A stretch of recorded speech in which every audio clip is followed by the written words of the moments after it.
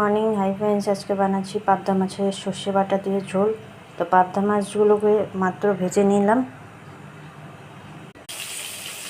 ওই মাছ ভাজার তেলে কালো জিরে টমেটো দিয়ে দিয়েছি, আমি ভেজে নেব। সর্ষে বাটা, পেঁয়াজ, লঙ্কা, গুঁড়ো মশলাতে হচ্ছে হলুদ, লবণ, কাশ্মীরি লঙ্কার গুঁড়ো। মশলাটা এখন দিয়ে দেবো।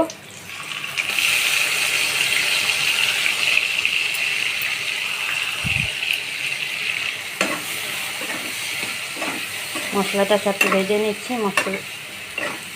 মশলাটা ভাজা ভাজা হয়ে গেছে।